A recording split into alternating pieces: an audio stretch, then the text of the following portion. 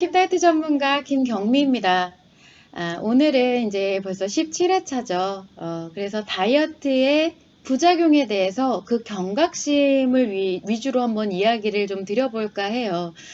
사실 저는 저 같은 경우는 이 다이어트랑 관련을 해서 경각심을 주는 게 그렇게 막 썩 바람직하다라고 생각을 하지는 않아요.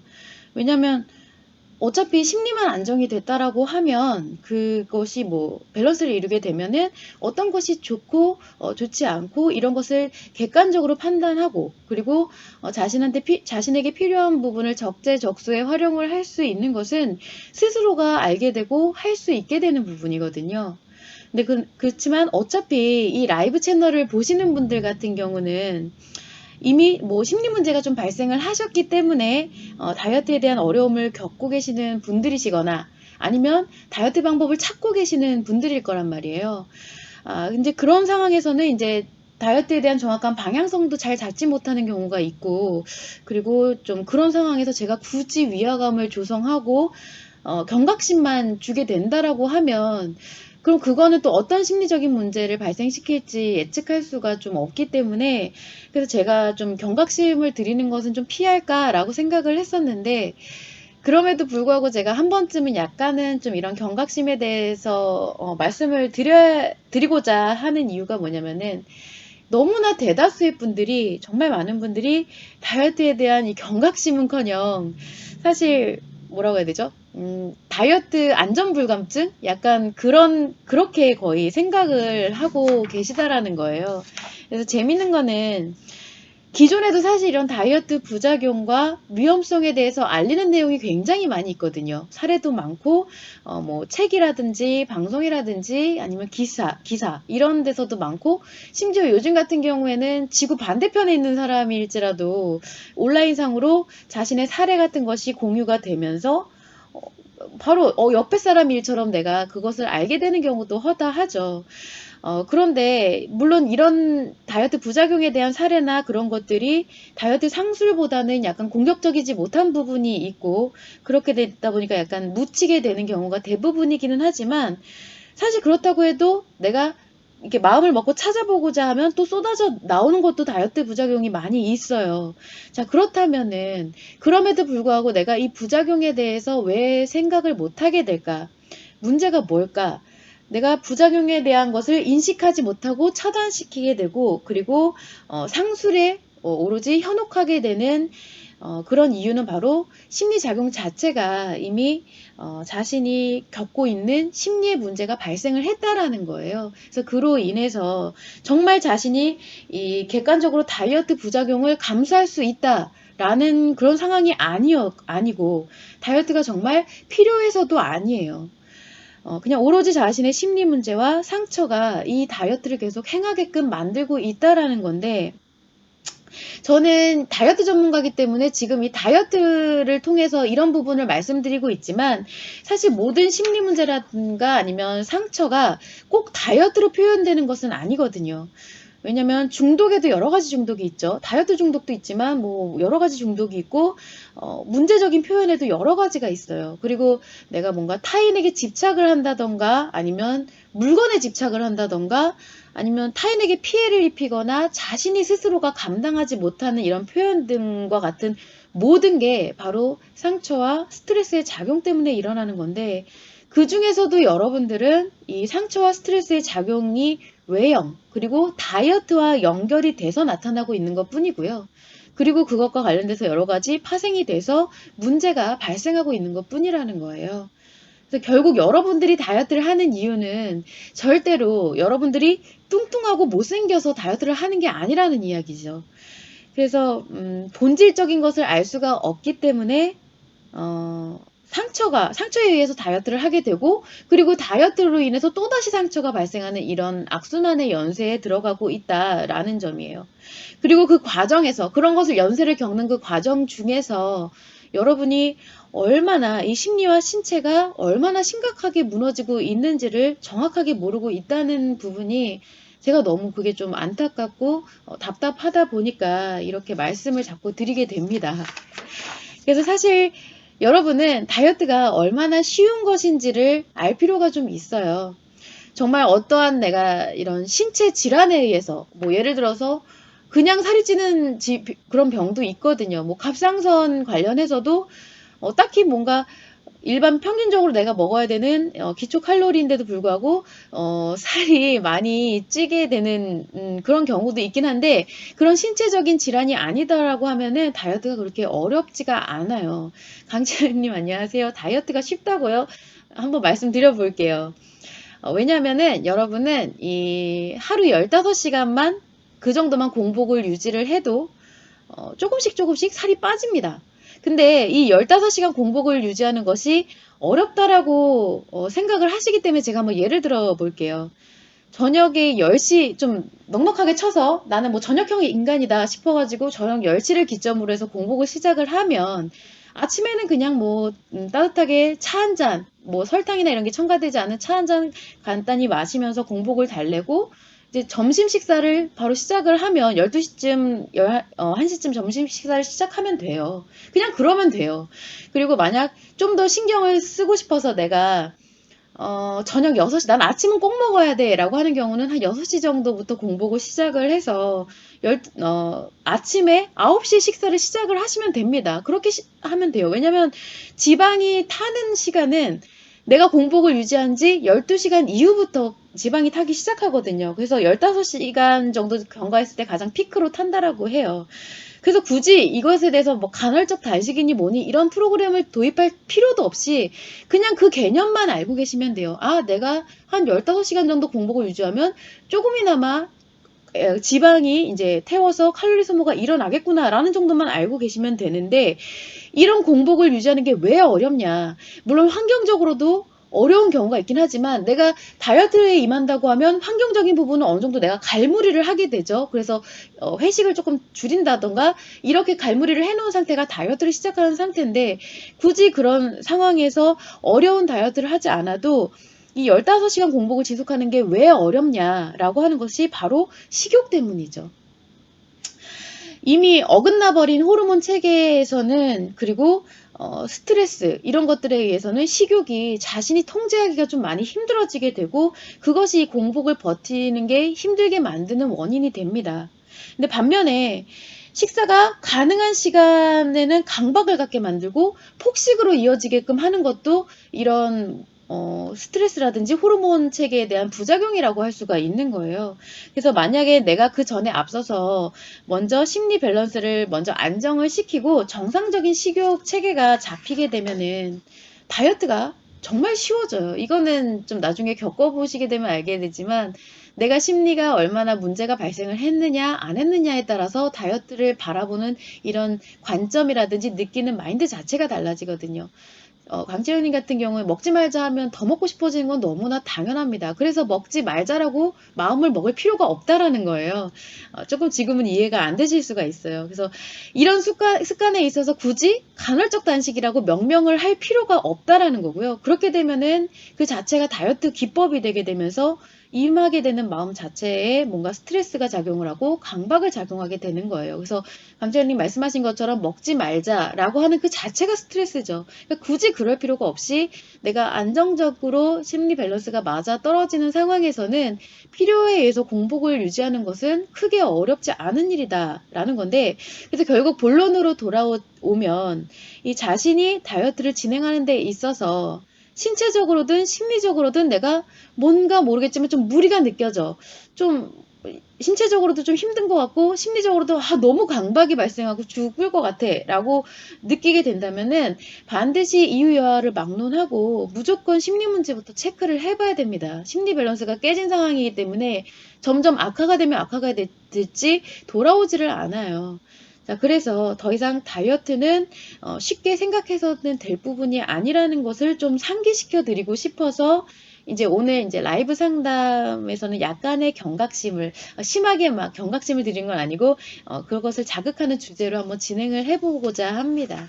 그래서 이제 채팅창을 통해서 질문이 올라오면 제가 바로바로 답변을 해드리게 되는데 그렇지 않은 경우에는 이제 제가 오늘 좀 그렇게 썩 몸 상태가 좋은 편이 아니어서 가져온 것만 얘기를 하고 신속하게 마무리를 할 생각이에요. 궁금한 거 있으면 기탄 없이 질문을 주시고 제가 이렇게 막 전문적인 영양학적으로나 아니면 운동적으로도 되게 전문적인 지식이 완전히 있는 사람은 아니다 보니까 어쩌면 솔루션에 대한 부분을 말씀을 드리지 못할지는 모르지만 그래도 뭔가 심리적인 문제가 발생하는 부분에 있어서 그 결과에 대해서는 유추하고 상담을 해드릴 수가 있거든요. 왜냐하면 다이어트는 절대 심리 문제를 간과할 수가 없기 때문에 그래요. 그 부분을 좀 참고를 하시면 되고, 좀 우선님, 운동 너무 하기 싫어요.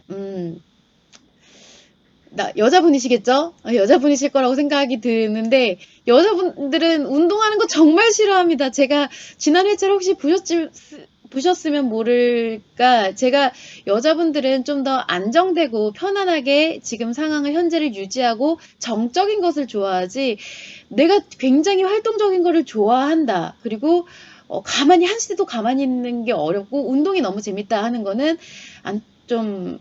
죄송한 말씀이지만 심리 문제가 조금 발생을 했다라고 볼 수가 있는 거예요. 특히 상처가 작용하는 경우에 있어서는 여자들은 한시도 가만히 있을 수가 없거든요. 일반적으로 이제 편안해지면, 현재의 안정감을 느끼고 편안해지면 뭘 하기가 싫어집니다. 변화도 하기 싫어지고 운동 같은 건 정말 싫고요. 운동 중에서도 특히 근력 운동 같은 거 너무 하기 싫어요. 일도 너무 하기 싫다고 하는 것은 아마 이제 추구하는 바에 있어서 내가 일에서 상처가 발생하는 부분일 수도 있고, 뭐 아니면은 추구하는 바에 있어서 뭐 가치보다는 의미 쪽에 진행을 하는 부분이 더 큰 수도 있는데, 뭐 일이 너무 하기 싫으신 것까지는 제가 어떻게 설명을 드리기가 어렵고, 그게 좀 심각하시다라고 하면, 목요일 날 진행하는 이 김범영 선생님의 심리 상담에서 한번 문의를 해주시면은 허심탄회하게 한번 설명을 들으실 수가 있을 것 같아요. 참고하시면 좋을 것 같고요. 강채영님, 다이어트 목표를 세울 때 방법이 몇 킬로를 빼겠다가 좋을지 아니면 뭔가 하루에 한 끼만 먹자 이런 식으로 세우는 게 좋을지. 그러니까 뭐 가령 강채연님께 제가 항상 말씀을 드리는 게 여자는 상처에 작용해서 다이어트를 하고자 한다고 하면은 다이어트보다는 심리 문제를 해결하는 게 더 중요하다라고 말씀을 드리잖아요. 근데 만약에 내가 건강한 심리예요. 건강한 심리인데 어떤 특정한 목표가 있어. 왜냐면 이럴 수 있죠. 면접을 봐야 되는데 어느 정도의 용모가 단정해야 되는 경우, 아니면 진짜 직업적으로 용모가 단정해야 되는 경우, 그냥 단정이라고 말씀을 드릴게요. 그런 경우에는 내가 어떠한 가치에 의해서 다이어트를 진행을 해야 되기 때문에 목표를 세울 수는 있죠. 그럴 경우에 몇 킬로를 빼겠다가 좋으냐, 아니면 하루에 한 끼만 먹자가 좋으냐, 이런 걸 떠나서 그럴 때는 구체적인 정보를 받고서 구체적으로 다이어트를 진행하는 게 좋습니다. 그런데 만약에 내가 이렇게 다이어트를 진행을 하는 데 있어서 운동요법이든 식이요법이든 상관이 없어요. 내가 심리가 건강하고 스트레스와 상처를 힐링할 수 있는 체계가 잡혀 있다라고 하면 어떤 식이요법이든 운동요법이든 아니면 킵다이어트의 이런 의식의 스트레스를 소모시키는 방법이든 다 좋아요. 근데 만약에 진행을 하는 데 있어서 내가 뭔가 상처가 발생하고 있다. 다이어트가 잘 되지 않아서 그로 인해서 상처가 작용하고 있다라고 했을 때는 그 상처를 힐링시킬 수 있고 치료할 수 있는 프로그램을 반드시 찾아봐야 된다라는 부분이에요. 그래서 지금 질문 주신 것처럼 목표를 세울 때 방법에 대해서는 지금 나와 있는 정보가 굉장히 많죠. 딱히 뭐가 좋다 나쁘다는 아니고 무리하고 극단적으로 하지만 않으시면 돼요. 그래서 그 부분을 참고를 해서 심리 문제로 이어지지까지만 않으면 된다라는 것만 생각을 하시면 좋을 것 같습니다. 깡철이님, 다이어트는 의지력이 부족해요. 어떻게 해야 되겠어요? 라고 질문을 주셨는데, 자, 질문을 주실 때는 사실 이 남자의 마음작용과 여자의 마음작용에 대한 영향을 많이 받아요. 그래서 제가 짐작하건대 깡초리님은 아마 남자분이 아니실까라는 생각이 드는데, 성별에 대한 것을 좀 밝혀주시면 좋을 것 같아요. 그럼 제가 이제 조언하기가 훨씬 수월해집니다. 제가 남자분이시라는 가정하에 한번 설명을 드려볼게요. 의지가 부족하다. 남자분이 의지가 부족하다는 것은 동기유발이 확실하게 되고 있지 않다라고 볼 수가 있는 거예요. 여자분들 같은 경우는 애초에 다이어트를 시작하고자 하는 계기가 살이 쪄서 다이어트를 한다기보다는 살찐 외모에 비롯이 돼서 그 상처와 관련을 해서 내가 심리에 문제가 발생했기 때문에 다이어트를 하고 싶어 하는 것이거든요. 그래서 그래서 여자들 같은 경우는 상처를 부정감정이 작용을 하고 있기 때문에 다이어트 의지가 계속 약해지게 돼요. 말 그대로 부정감정이기 때문에 건설적으로 노력하고자 하는 게 어려워져요. 그래서 의지력이 약해진다라고 보면 되는데, 남자분 같은 경우는 이런 감정의 영향이 다이어트 의지에 있어서 크게 영향을 주지 않거든요. 남자분들은 감정이 아니라 기분의 작용에 의해서 작용을 하기 때문에. 그렇기 때문에 다이어트뿐만 아니라 내가 뭐 어떤 변화를 하고자 했을 때는 동기에 대한 것이 굉장히 중요합니다. 특히 그 동기라는 것은 내가 재밌는 거, 즐거운 것이 있어야지만 확실하게 변화하고자 하는 그런 동기가 유발이 되게 돼요.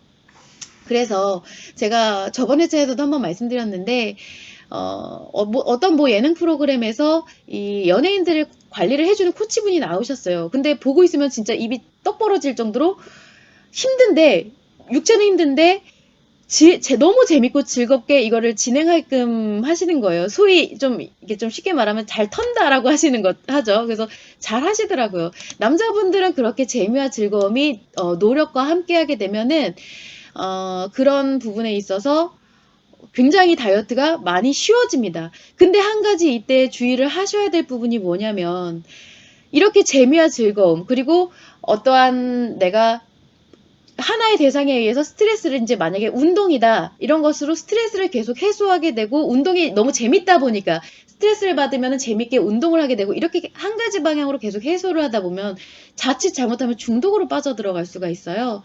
그래서 남자분들 같은 경우는 뭐 운동 중독이다라면은 크게 뭐 위험하지는 않지만 어쨌든 중독이거든요. 중독은 약간 에너지 자체를 약간 편향되게 써야 되는 심리 밸런스를 깨트리는 작용이에요. 그래서 그런 부분을 주의를 하면서 동기 유발에 대한 것을 조금 생각을 해보시면 좋습니다. 그래서 남자분들 같은 경우는 감정의 영향을 받지 않기 때문에 정말 강하게 동기가 유발이 되면 여자분들처럼 이렇게 흐지부지하는 경우는 거의 없어요. 그래서 계속 몰입하고, 운동을 처음에 시작할 때는 힘드실 거예요. 그런데 거기서 이제 발생하는, 힘들다 보면 스트레스가 생겨나게 되죠. 근데 한두 번 계속 이게 내가 피드백을 좀 얻게 되고, 그렇게 되면 스트레스가 극복이 되면서 거기에 대한 열정이 생기고 재밌어져요, 운동이. 그래서 그런 초반에만 만약에 이제 가이드를 해줄 수 있는 사람이 있다면 참 좋겠죠. 그래서 함께 이제 즐겁게 운동을 할 수 있는 경우가 있다면 가장 이제 좋은 방법이다라고 할 수가 있는 겁니다. 그 부분만 좀 참고를 해주시면 좋을 것 같아요. 자, 종우선님, 비만이면 비호감인가요? 아, 너무 예뻐요. 종우선님 여자분이 아니신가 봐요. 근데 그런 부분은 굳이 뭐 말씀을 해주실 필요는 없고요. 비만이면 비호감인지에 대해서만 한번 말씀을 드려볼게요. 비만이면 비호감일까? 그거는 사실 이제 바라보는 관점에 따라서 달라지겠죠. 남자분이 비만이면 비호감이다? 사실 비만이라서 비호감인 거는 아니에요. 왜냐면은 비만인 것을 바탕으로 해서 전반적인 이제 보여지는 표현이라든지 이런 부분에 있어서, 그리고 그 남성이 갖고 있는 열정에 있어서 이제 이성에 대한 것을 얘기를 하자면 그런 것에 있어서 호감이냐 비호감이냐가 나눌 수는 있지만, 여자도 마찬가지고요. 오로지 외형에 따라서 호감이냐 비호감이냐를 논한다는 것은 이제 미의 기준이 사회적으로 너무 한쪽 방향으로 왜곡이 되어지다 보면은 그런 기억 속에, 좀 비만이면 비호감이다라는 기억이 있을 수는 있지만, 사실상 저번에도 한번 말씀드렸지만, 우리 인간관계라는 것은 우리가 사진처럼 이렇게 평면적인 그런 관계가 아니라 입체적으로 심리작용을 하는 관계잖아요. 그러다 보니까 딱히 그 사람의 외형만을 봐서 호감이다 비호감이다 느껴지지는 않아요. 그래서 굉장히 우리가 봤을 때는 의아한 사람들도 있죠. 굉장히 외모적으로 비만인데도 너무 예쁘게 잘 사랑하고 살아가는 사람들도 있고, 대인관계가 너무 좋은 사람들도 많이 있어요. 그거는 그 사람이 비호감이 아니기 때문이죠. 외형적인 문제가 아니라는 거예요. 그래서 그 부분을 참고하시면 좋을 것 같습니다. 그래서 남자분들도 그렇고 여자분들도 그렇고, 내가 뭔가 인간관계가 어렵다라고 했을 때는 그거는 자기 외형 때문은 절대 아니에요. 그 부분을 좀 참고해 주시면 좋을 것 같아요. 지지러브님, 다이어트는 역시 의지가 제일 중요한 듯 싶네요. 성공할 의지 세우도록 심리에 대해 전문적인 설명 부탁드립니다. 성공할 의지 세우도록이라고 하셨으면은 제가 좀 전에 남자분에 대한 거를 말씀을 드렸어요. 그래서 동기부여가 남자분들 같은 경우는 동기부여가 중요하고 그리고 재밌게 하는 것이 중요하다. 라는 것을 설명을 드렸고 여자분들 같은 경우는 내가 계속 다이어트는 계속 시도하고 있는데 계속 실패를 해 라고 할 때는 일단 심리 문제부터 빨리 해결을 해야 됩니다. 그래서 상처 치료가 먼저 들어가게 되면은 그래서 심리 밸런스가 안정이 돼서 다이어트에 있어서 객관적으로 감정이 좌지우지 안 하게 되면은 객관적으로 적재적소에 하나의 가치축으로서 다이어트를 진행할 수 있는 확률이 높아져요. 그래서 그 부분을 좀 참고해 주시면 좋을 것 같습니다.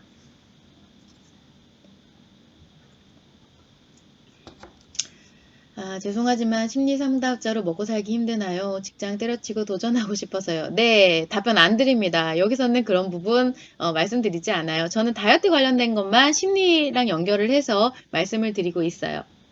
자, 그래서 이제 앞으로 또 질문이 올라오기 전까지 이제 제가 또 가져온 것에 대해서 한번 설명을 드려보도록 할게요. 제가 이제 경각심 조성을 하려고 지금 가져온 질문이다 보니까 뭘 얘기를 드리려고 하냐면, 다이어트 부작용 중에 이 혈당 조절 문제와 관련해서 설명을 드리고자 해요. 이거는 남자분, 여자분 관계없이 마찬가지입니다. 근데 보통 이 혈당 조절이라고 하면은 조금 어렵게 생각하실 수가 있고 저게 뭐 다이어트에 있어서 큰 비중을 차지할까라고 생각을 하시는 경우가 많이 있는데 사실 이 혈당 조절이 다이어트에 있어서 굉장히 큰 영향을 많이 미치거든요. 그래서 한번 설명을 드려볼게요. 이 심리 문제가 점차 악화됨에 따라서 다이어트에 계속 빠져들게 되면은 점점 극단적으로 다이어트를 하게 되거나 아니면 만성적으로 다이어트를 하게 되죠. 그렇게 될 때 발생하는 부작용 중 하나가 이런 혈당의 조절 문제가 발생을 하는데 여러분들이 생각하시기에는 단순히 음식을 먹지 않으면 그 위가 비게 되면서 배고픔을 느낀다라고 생각하시게 될 거예요. 그런데 엄밀히는 내가 이 에너지원으로 쓸 혈당, 즉 혈당이라는 것은 혈중, 피 속에 당분이 당질이에요. 당질이 부족하는 것. 그거를 혈중 당질이라고 해서 혈당이라고 하는데 이것이 이제 많냐 적냐에 따라서 적게 될 경우 흔히 당 떨어졌다라고 얘기를 하죠. 그래서 혈당이 좀 저조해질 경우 그것을 보충하기 위해서 어떤 이제 명령이 나가게 되는 게 식욕 촉진 호르몬이에요. 그래서 이 식욕 촉진 호르몬이 분비되게 되면서 그때 허기를 느끼게 되는 겁니다. 단순히 위가 비었다고 나타나는 게 아니에요. 그래서 이 혈당 조절의 문제가 들쑥날쑥 이렇게 생기게 되면은 그것이 반드시 비만으로 나타나게 될 확률이 높아진다라는 건데 사실 저도 다이어트를 수없이 이제 좀 극단적으로 많이 해보고 그렇기 때문에 제가 겪고 있는 이 저혈당증에 대해서 한번 말씀을 드리고자 해요. 혈당 문제는 고혈당증도 있지만 이제 저혈당증에 관련해서 한번 말씀을 드려보도록 할게요. 제가 전에도 여러 번 말씀드렸지만 오래전에 탄수화물을 아예 끊어버리는 그런 다이어트를 좀 많이 했었거든요. 그러면서 이제 저혈당 쇼크로 한번 쓰러지게 된 이후에 아마도 제가 생각하건대 그때부터였던 것 같아요. 그래서 만성적으로 약간 저혈당증을 겪게 됐는데 저혈당증이 나타나게 되면 어떤 증상이 나타나냐면 막 사지가 후들후들 떨려요. 그래서 걸음을 걸을 때 이게 몸에 힘이 안 들어가거든요. 그러면서 막 식은땀이 흐르게 되고 메스꺼워서 막 토할 것 같이 이런 구토감이 일게 되면서 정신이 좀 약간 또렷해지지가 않은 약간 혼미해진다고 해야 되나? 그런 증상들이 나타나요. 왜냐면은 뇌는 포도당을 주 원료로 쓰거든요. 그래서 이런 포도당이 많이 차단이 되게 됐을 때는 당이 떨어졌을 때는 정신이 좀 혼미해집니다. 그래서 근데 이것을 빨리 조치를 하지 않고 방치할 경우에는 저혈당 쇼크가 발생을 하고 사망으로 이르기까지도 해요. 근데 재밌는 거는 제가 이 초기 라이브 방송일 때 너무 많이 긴장이 되고 엄청 부담스럽고 그랬거든요. 그래서 스트레스를 너무 많이 받았었어요. 그래서 한동안은 너무 떨려서 제가 이제 라이브를 3시에 시작을 하는데 거의 종일 아무것도 안 먹었었거든요. 먹으면 체할 것 같아서. 그러다 보니까 이 공복으로 계속 공복인 상태에서 방송을 했던 적이 한두 번, 뭐 여러 번 있었는데, 한 번은 이 방송 중반 이후에 지나갈 때 이 저혈당증이 너무 심하게 와서 여러분들한테 티는 안 났지만 제가 빨리 방송을 마무리했던 적도 있어요. 근데 지금은 이제 좀 요령이 생겨서 방송 전에 약간 믹스 커피를 좀 먹는다던가 이러면서 방송을 진행을 해서 좀 괜찮습니다. 근데 이거는 그냥 여담이고 저혈당증이 발생하는 이유에 대해서 설명을 한번 드려보자면 먼저 우리가 음식을 섭취하게 되면 그 잉여 칼로리를 제외하고는 이제 피 속으로 당질이 공급이 되죠. 그래서 그거를 혈중 당질이라고 해서 혈당이라고 하는데, 이것을 에너지로 쓰기 위해서 체내로 공급이 되는 과정에서 혈당이 너무 높을 경우에는 인슐린에 의해서 그 혈당을 낮추게 돼요. 그래서 막 당을 막 분해시킵니다. 그러면서 필요한 곳에 뭐 장기가 됐든 어디가 됐든 이렇게 에너지를 공급하게 되는데, 이 인슐린 분비에 문제가 생겨서 기능을 제대로 못하게 된다라고 했을 때는 혈중의 당이 체내에 제대로 공급이 안 되면 계속 혈중에 남아 있겠죠.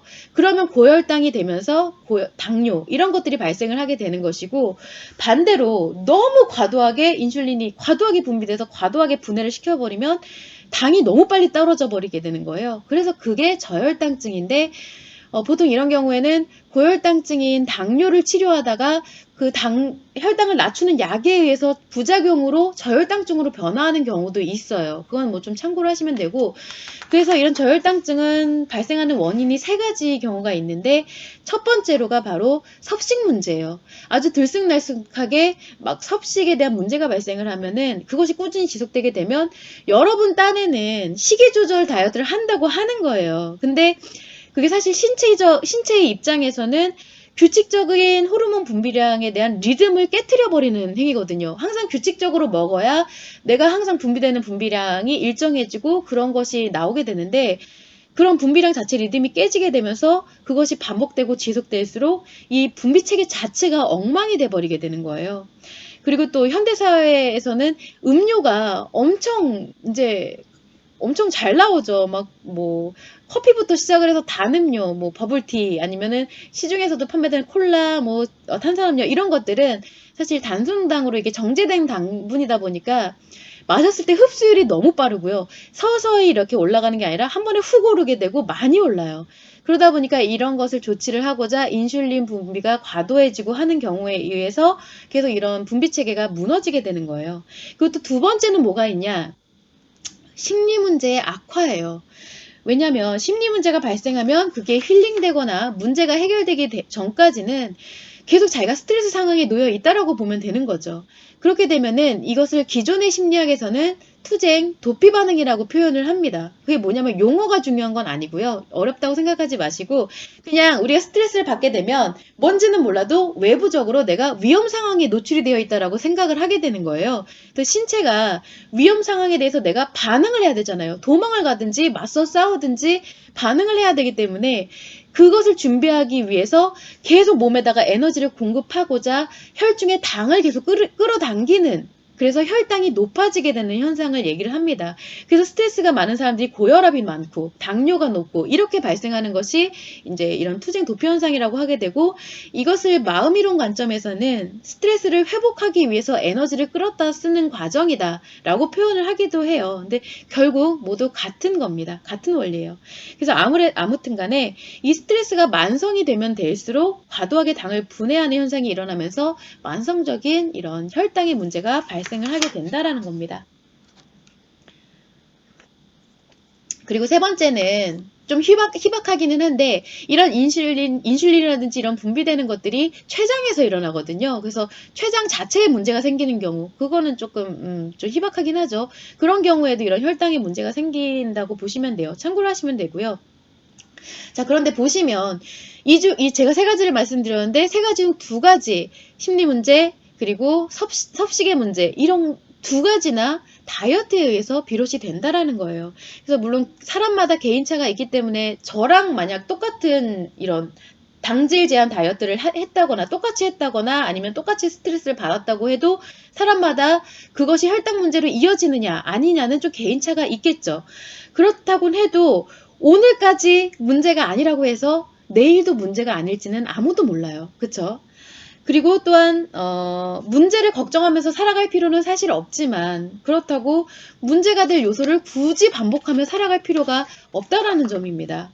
그래서 이런 혈당 조절 문제가 얼마나 전반적으로 나중에 가서 자신의 삶의 질을 떨어뜨리게 되는지를 한번 좀 상상을 해볼 필요가 있다라는 거예요. 왜냐면 저혈당증의 경우 늘상 혈당 자체가 이제 온전하지 못하다 보니까 시도 때도 없이 식욕이 돌아요. 배고프니까. 식욕 촉진 호르몬이 시도 때도 없이 분비되게 되고, 그래서 내가 만약에 이 저혈당증이라는 개념을 아예 모르고 그냥 내가 수시로 배고프다라고 하면은 그걸 무작정 먹게 되어 있거든요. 배가 고프니까. 그래서 살이 더 찌게 되기도 해요. 혈당이 심하게 낮아질 때는 여러분이 생각하시는 그런 허기가 아니에요. 진짜 뭐라고 표현해야 되냐면은 약간 뱃속에 블랙홀 같은 게 생겨서 장기 같은 걸 모두 다 빨아들인 것만큼 이런 막 죽을 듯이 공복감을 느끼게 돼요. 그래서 굉장히 극심한 배고픔을 느끼게 되는데, 더 위험한 것은 내가 의식이 있을 때는 이런 부작용도 있잖아요. 메스꺼움, 뭐 오한, 발열, 뭐 발열이 아니라 발한, 뭐 식은땀 이런 것들을 의식이 있을 때는 느끼는데, 만약 이런 저혈당증이 내가 자는 사이에 발생을 하는데 내가 그걸 못 느꼈어. 그냥 잠이 들었어. 그러면 진짜 말 그대로 쇼크가 와서 밤사이에 안녕을 할 수도 있게 되는 그런 위험한 일이라는 거죠. 반면에 내가 이걸 느낀다, 밤에도 계속 저혈당을 느낀다라고 했을 때는 그런 불편함이 지속이 되면서 계속 숙면을 취하지 못하는 게 이어지는, 그래서 만성 피로를 달고 살아야 되는 그런 앞으로 나날을 살아가야 된다라는 거예요. 왜냐면 이런 한번 발생한 저혈당증은 아직까지 치료 방법이 없어요. 약도 없고요.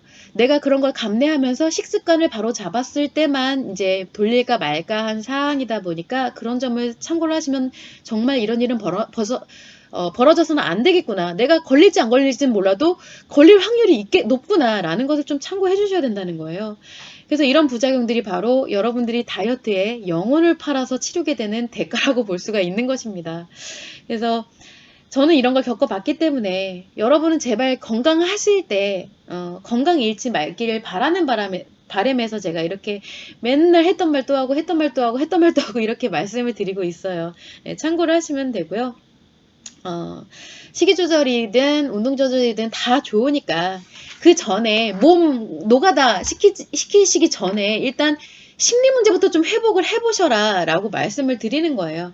여러분들이 다이어트에 영혼을 팔 이유가 하나도 없거든요. 그래서 지금의 상처, 그리고 아픔, 그리고 그런 것, 모든 것에서 발생하는 강박이 사라진 삶이 어떨지 한번 상상을 해보시면 좋을 것 같아요.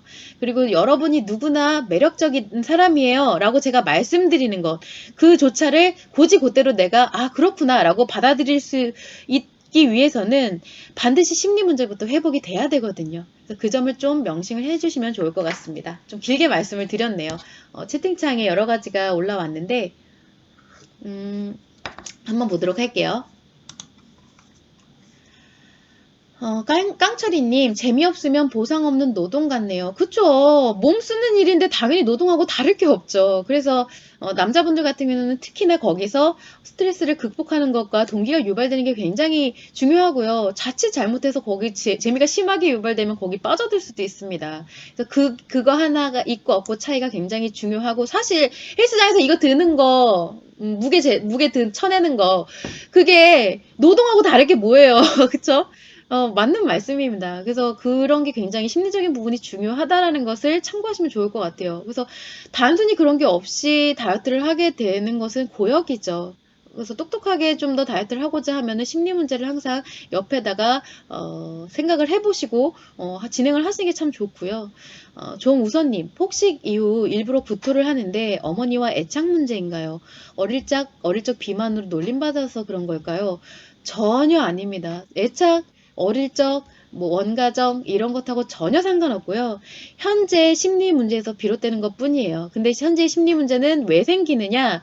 현재 남자분 같은 경우는 스트레스가 원인이 되고요. 오로지 무엇이 됐든 지금 내가 받고 있는 스트레스에 의해서 발현이 되는 것이고, 여자분들의 경우는 지금 가진 상처에 의해서 발현이 되는 것 뿐입니다. 그 외에 이상도 이하도 없어요. 그래서 굳이 어머니의 애착 이런 거 전혀 신경 쓰실 필요가 없다라는 겁니다. 어릴 적 비만으로 놀림을 받았던 기억이 있으면 그 기억 자체가 내 심리의 형성이 되기는 하지만 그로 인해서 현재 문제로 이어지지는 않거든요. 그래서 비만에 대한 관념은 생기실 수가 있어요. 남자분 같은 경우는 그래서 사람은 다이어트를 해야 돼, 혹은 아니면 사람은 날씬해야 돼 라는 관념이 생기실 수 있으나, 그걸로 인해서 지금 심리에 대한 문제로서 이어지지는 않는다라는 거예요. 그 점 참고하시면 좋을 것 같아요.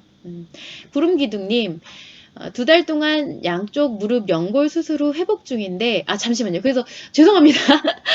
그래서 종우선님 같은 경우는 지금 현재 이런 석식장애가 발생을 했다라고 하면은 스트레스의 원인을 제거를 하시는 게 중요합니다. 그래서 지금 자신에게 어떤 스트레스가 있는지를 확인을 하시는 게 첫 번째고요.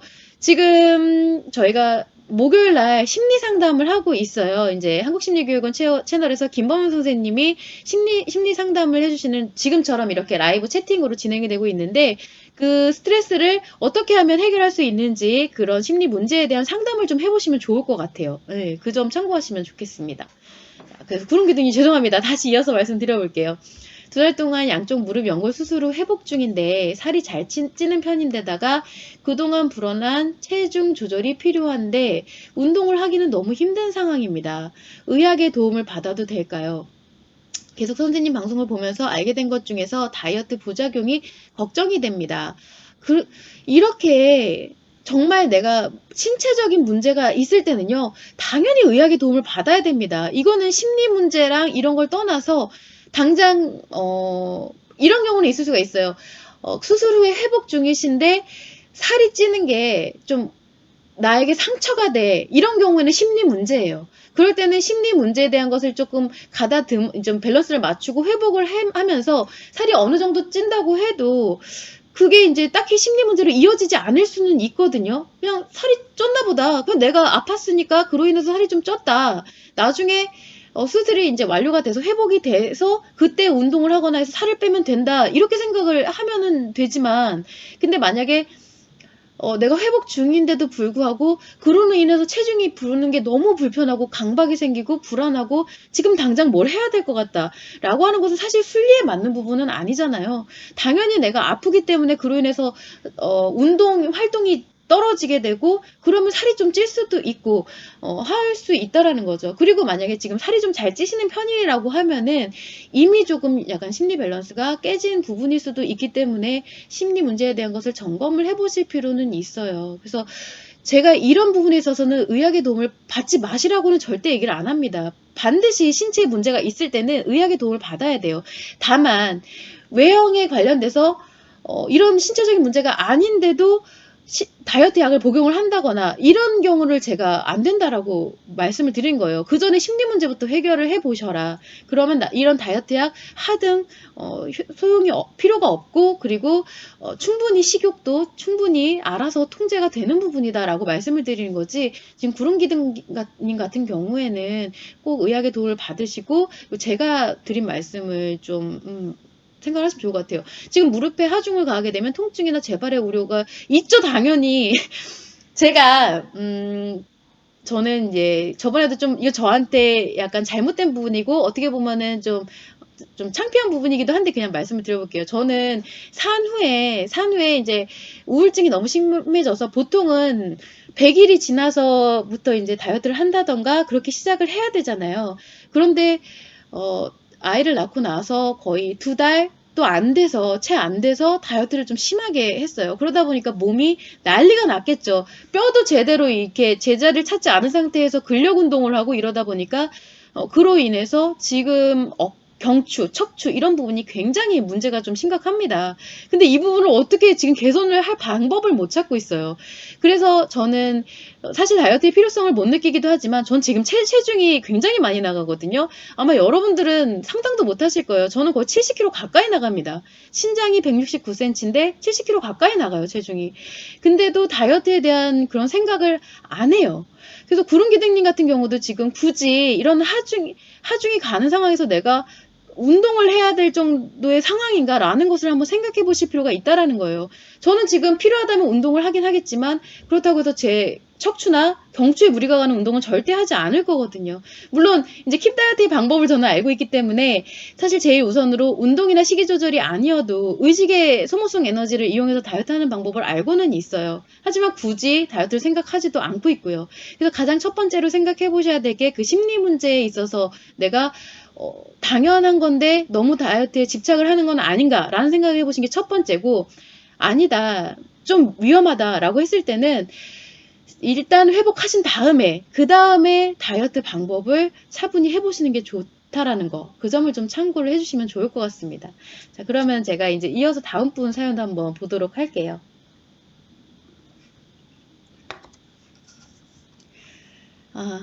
수피아님이시죠? 선생님 전에 다이어트 할 때 계절과의 관계에 대해서 얘기해 주신 적이 있었던 것 같은데 요즘 추워지니 움직이는 것조차 싫어져요. 당연하죠. 저도 싫습니다. 저 진짜 이불 밖이 위험하죠. 이불 밖은 항상 위험합니다. 그래서 이렇게 포대기 같은 거 항상 이렇게 두르고 다니고 싶을 정도로 저는 겨울 되면 롱패딩 있잖아요. 우리가 김밥이라고 하는 그 롱패딩만 주구장창 입어요. 저는 정말 추울 때 움직이는 거 너무 극도로 싫어하게 되고요. 물론 더운 것도 싫지만. 근데 한번 그 수피아님이 말씀하셨던 것은 뭐냐면 이런 얘기를 드린 적이 있어요. 추울 때 다이어트와 더울 때 그러니까 겨울에서 하는 다이어트와 여름의 다이어트 중에 뭐가 더 효과적이냐라고 했을 때 제가 뭐라고 말씀을 드렸냐면은 추울 때는 체온 자체가 떨어져 있기 때문에 조금만 움직여도 그 체온을 회복하고자 하는데 칼로리가 더 세기 때문에 여름 때보다는 좀 더 칼로리 소모율이 높다. 다만 여름에는 내가 노출의 계절이 오게 되기 때문에 심리적으로 압박감에 의해서 단기 다이어트 성공할 확률이 굉장히 높다. 둘 다 좋고 나쁜 것은 논할 수가 없다. 왜냐면은 춥다고 해도 내가 운동을 하는 데 있어서 실내에서 운동하면은 크게 효과 없거든요. 예, 그런 부분을 얘기를 해주신 것 같고요. 추워지니까 움직이는 것조차 싫어지면 그냥 좀 안 움직이면 안 될까요? 저는 그렇게 생각을 합니다. 그런데 내가 뭐 굳이 다이어트를 해야 된다라고 하면은 이제 앞서서 말씀드린 구름기둥님하고도 같은 맥락이에요. 굳이 다이어트를 해야 되는 심리 문제가 있는지를 점검해 볼 필요가 있고 아니면 그냥 좀 안 움직이고 안 하는 게 좋다라고 생각을 합니다. 그리고 이렇게 이제 몸이 수축해져 있잖아요. 이런 상황에서는 조금만 넘어져도 크게 다칠 위험이 높기 때문에 이건 제 합리화입니다. 안 움직이는 게 좋다라고 생각을 해요. 네, 참고해 주시면 좋을 것 같습니다. 조무선님, 네, 그렇고요. 홍기주님, 왜 사람들이 옆에 있음 안 먹어도 되는데 혼자 있으면 배가 안 고파도 자꾸 먹게 되나요? 이런 건 무엇인가요? 그거는 이런 경우에는 좀 심리적인 문제가 있다라고 볼 수가 있어요. 특히 여자분이시라면 이거는 반드시 심리적인 문제입니다. 왜냐면은 이런 욕구에 대한 것이 사람들과 함께 있을 때 인간관계에서는 그것이 이제 인간관계의 상호작용에 심리작용에 있어서 채워지는데 혼자 있게 되면 그 공허함과 상처의 작용을 먹는 것으로 채우려고 하는 거예요. 이게 우리가 일반적으로 통계적으로 사람들이 많을 때 식욕이 더 돌고요. 정상적인 상황에서는. 그리고 하나의 음식이 아니라 뷔페에 갔을 때 더 많이 먹게 된다는 통계적인 결과가 있어요. 그래서 일반적일 때는 그게 더 맞는데 여자분의 경우 사람들이 옆에 있을 때 안 먹어도 되지만 혼자 있을 때 계속 뭔가를 먹으려고 하고 식욕이 생긴다. 이거는 반드시 상처에 의한 욕구예요. 내가 채우고 싶어 한다라는 거예요. 그 상처를 덮고 그렇다고 상처 치료가 되지는 않습니다. 근본적인 원인이 해결되지 않아서 이런 것이 심각한 식욕으로 이어져서 비만을 야기하게 되고 다이어트에 빠지게 되는 가장 큰 원인이 될 수가 있기 때문에 홍기준님이 여자분이시다라고 하면은 반드시 심리 문제 점검해 보셔야 되는 때입니다. 그걸 실제로 본인이 느끼고 있으시다고 하면 그래서 그 부분은 좀 반드시 좀 참고를 해주시면 좋을 것 같아요. 그래서 나중에 심리 회복이 되게 되면요, 사람들이 같이 있을 때 뭔가를 먹으면 같이 막 먹게 되고요. 그리고 뭐 뷔페 이런 데서 더 열심히 먹게 되고 혼자 있으면 딱히 뭐 생각 안 나게 돼요. 그게 좀 더 일반적이라는 거 참고를 해주시면 좋을 것 같습니다. 조무선님, 제 개인적인 거에 대해서 굳이 물어보실 필요가 없어요. 여기는 여러분이 궁금하신 자신의 것을 물어보시면 되시고요. 스키장 안 좋아합니다. 추운 데서 움직이는 거 정말 딱 싫어해요. 가면 100% 몸살 납니다. 그래서 뭐 그런 부분 좀 참고해 주시면 되고 방송은 저희 1시간 정도 해서 이제 내시면 조금 있으면 마칠 때가 됐습니다. 네, 참고해 주시면 좋을 것 같아요.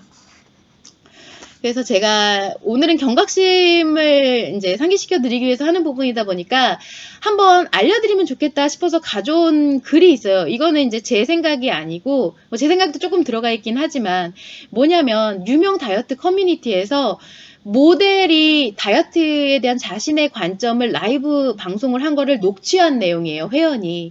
그러니까 그 모델이 한 얘기예요. 그래서 한번 그거를 들려드려 보면 참 좋지 않을까 싶어서 한번 가져와 봤어요. 그 모델이 하는 이야기입니다. 여자의 모델이에요. 읽어봐 드릴게요. 사실 식욕억제는 본인의 의지입니다. 저는 식욕억제제는 진짜 안 먹었으면 좋겠어요. 보통 연예인들이랑 모델들이 나 이렇게 먹고 빼요 하는 식단이 거짓말인 게 많아요. 사실 그래서 정말 그게 싫어서 저는 어떻게 빼는지 이 모델들의 리얼한 상황에 대해서 얼마나 안 먹고 그 어린애들이 어떻게 빼는지 보여주고 싶었어요. 만약 그렇게 뺐을 때 몸에 어떤 변화가 있는지 그걸 말해주고 싶어서요.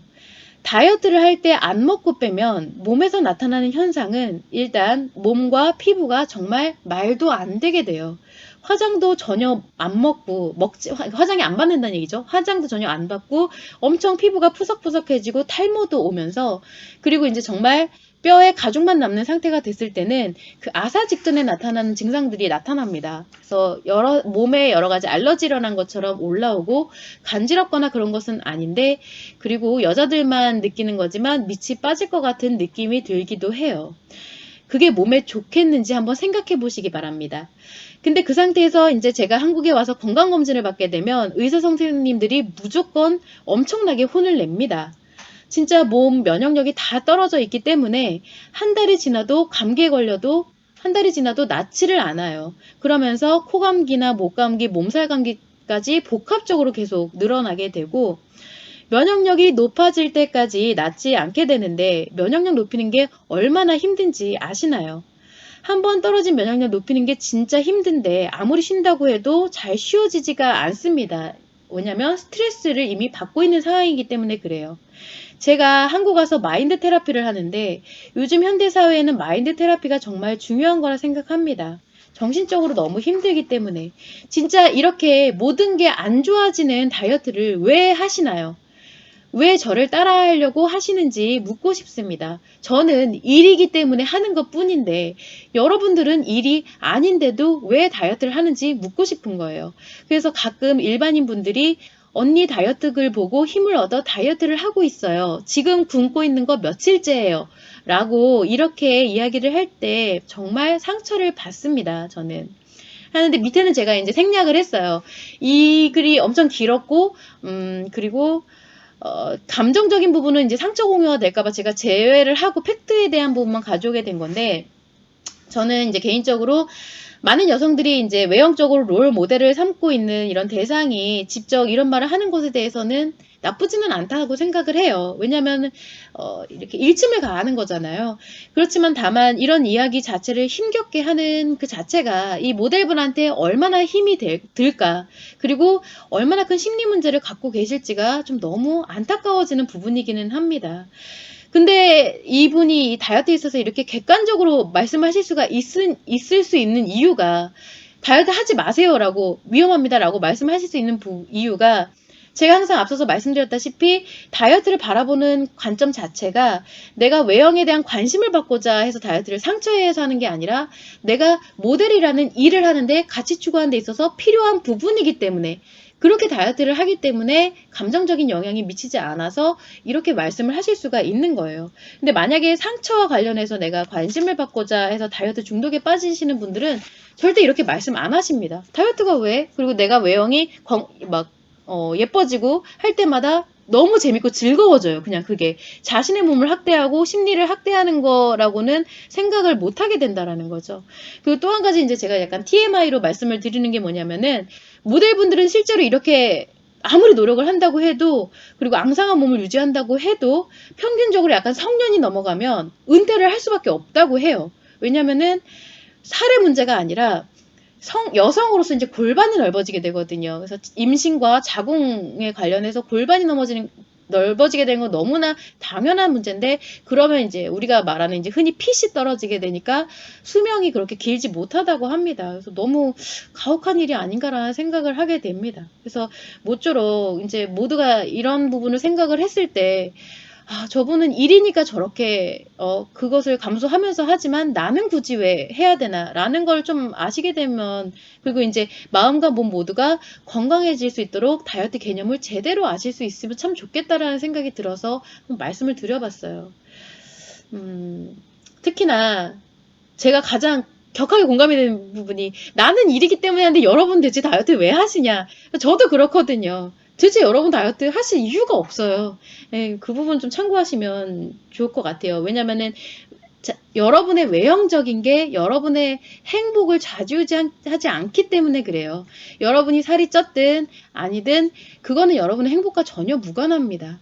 나중에 이제 오늘은 시간이 돼서 조금 말씀을 드릴 수 있을지 모르겠는데 나중에 말씀드릴 계기가 되면은 여자분들 같은 경우는 특히나 내가 외형이 어떻든 간에 상처를 치료만 할 수 있다고 하면 내가 갖고 있는 상처를 치료만 하고 관심을 받을 수만 있다라고 하면 행복 감정이 생성이 되거든요. 그거는 외형하고 전혀 무관합니다. 근데 그 관심에 대한 것은 되게 여러 종류인데 뭐 외형적인 관심일 수도 있고 아니면은 타인이 주는 관심이 아니더라도 내가 나 스스로에게 내가 어떤 마음가짐을 갖고 있는지 돌아보는 것 자체도 스스로에게 주는 관심일 수 있고요.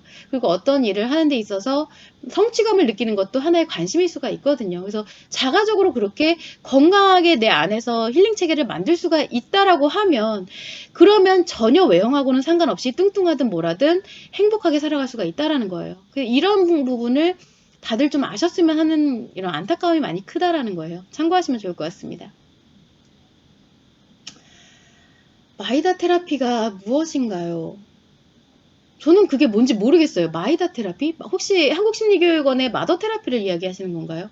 마더 테라피를 이야기하는 경우라면 그거는 이제 자녀에게는 이제 우리가 일반적으로 성인의 경우는 심리 문제나 심리 장애가 발생하지만 미성년의 경우는 만들어지는 과정이다 보니까 심리 문제가 없다라고 말을 해요. 한국심리교육원에서는 심리 발달 과정에 입각해서 설명을 드립니다.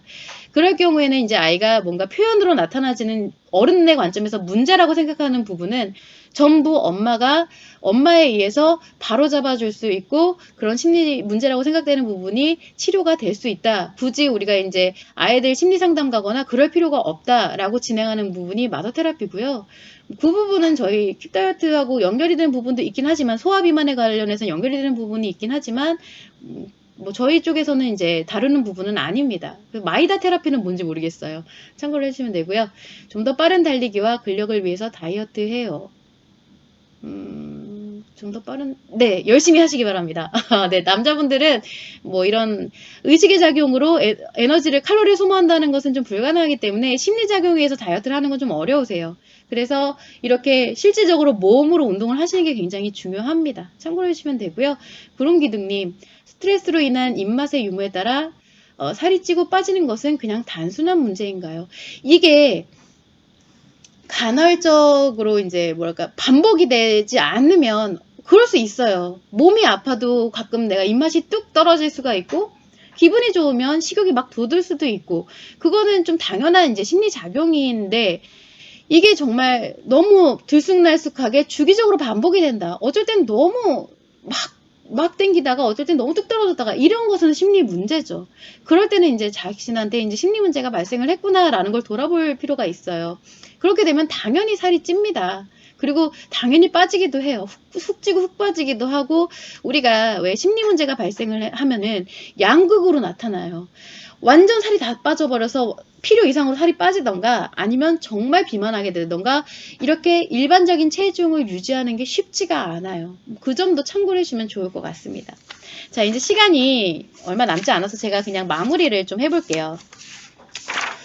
제가 말씀을 드리고 싶은 게 뭐냐면은 현재 지금 한국심리교육원에서 일본 심리교육원을 설립을 했어요. 그리고 이제 앞으로 그 일본 심리교육원에서 진행하게 될 프로세스에 대해서 이제 구축을 하느라고 엄청 많이 고생과 노력을 하고 기울이고 계신데 이제 저도 그의 영향을 받아서 요즘 일본인의 다이어트 자료를 야후재팬을 통해서 한번 검색을 해보고 있거든요. 근데 이게 제가 일본어가 안 되다 보니까 팝하고로 번역하는 것에 한계가 느껴지는 거예요. 왜냐면은 겉으로 보여질 때는 다이어트 문화가 한국과는 좀 별반 다를 게 없어 보이더라고요. 근데 사실 그 실상을 알려고 하면은 엄청 구체적인 키워드로 좀 더 파고 들어야 되잖아요. 그래서 검색을 좀 해보신 분들은 아시겠지만 꼬리에 꼬리를 물고 계속 키워드로 계속 파고 들어가다 보면 그제서야 근본적인 것들이 보이기 시작하거든요. 그래서 그게 너무 이제 제가 이 일본어가 안 되다 보니까 너무 답답하다 보니까 너무 그런 답답한 마음에서 요즘 일본어 공부를 시작하게 된 거예요. 그래서 저는 사실 약간 덕후 스타일이라서 예전에 애니메이션 같은 거를 보면서 히라가나 혹은 약간의 이런 간단한 일상 대화를 아주 조금 정도는 알고는 있는데 지금은 이제 가타가나부터 다시 시작을 하고 있어요. 근데 만약 일본 문화에서 다이어트가 어떻게 진행이 되고 있는지 그런 것을 알게 되면 그리고 그들은 또 어떤 심리작용에 의해서 다이어트를 하게 되는지 알게 되면 아무래도 킵 다이어트가 한층 더 발전을 하게 되고 그럴 계기가 될 것 같다는 생각이 들더라고요. 아무래도 많이 이제 좀 알게 되면은 좋겠죠. 그래서 이렇게 도전을 제가 이 말씀을 드리는 이유가 뭐냐면은 이런 일본어 공부뿐만 아니라 저는 약간 도전에 있어서 약간 서슴지 않고 하는 이유가, 그리고 몰입해 들어갈 수 있는 이유가 지난날 동안 수없이 빠져들었던 다이어트 중독, 그리고 뭐라 그러죠? 근성? 다이어트를 하게 된 그 근성, 그러니까 다이어트 중독에서 빠져나와서 지금은 안 한다고 해도 그 근성 자체는 좀 있게 되거든요. 그러니까 에너지를 또 효과적으로 운용할 수 있는 방법도 남아있게 되고요. 저뿐만 아니라 모두가 그렇습니다. 그래서 그런 것들이 제게 만들어졌기 때문이라고 생각을 하고 있어요. 그래서 결국 드리고 싶은 말이 뭐냐면은, 지금까지 내가 해온 것들은 좀 중요하지 않다라는 거예요. 그래서 물론 심리적으로도 굉장히 힘들어 봤고, 극도로 많이 힘들어 봤고, 몸은 그런 다이어트로 인해서 지금도 많이 별로 안 좋기는 하지만 그로 인해서 지금 현재의 제가 또 있고, 그 과거를 바탕으로 해서 앞으로도 계속 발전해 나갈 수가 있는 부분인 거잖아요. 그래서 그런 것이 좀 많이 감사하더라고요. 그래서 저는 이제 가급적 여러분들에게 극단적인 다이어트 하지 마세요. 그리고 상처작용에 의한 다이어트 하지 마세요라고 회차마다 잔소리식으로 계속 이렇게 얘기를 하기는 해도, 만약에 이제 현재 다이어트로 인해서 여러분들이 다이어트를 지금 하고 있다, 몸과 심리가 많이 무너져 있고 혹은 섭식장애를 겪고 있다, 내 인생은 왜 이럴까, 앞으로도 행복하지 못할 거야 라고 생각하는 분들이 계시다면 지금도 늦지가 않았고요. 그리고 반드시 지난날의 것들이 도움이 되는 날이 반드시 온다라는 거예요. 비단 다이어트뿐만이 아니라 자신이 이제까지 살아오면서 겪었던 모든 어려움들 있죠. 다이어트에 대한 어려움이 아니라 모든 어려움들은 반대로 생각을 해보면 모두 앞으로 뭔가를 해나갈 수 있는 시행착오, 그리고 경험인 것이고요. 앞으로 겪을 일들에 대한 양분이 될 수가 있다라는 부분이에요. 그래서 다이어트가 아니라고 해도 모든 변화를 하시고자 할 때는 그걸 좀 두려워하지 마시고 무작정 그냥 생각 안 하고 노력을 해 가다 보면은 좋은 결과가 있지 않을까라는 생각을 좀 많이 해봤습니다.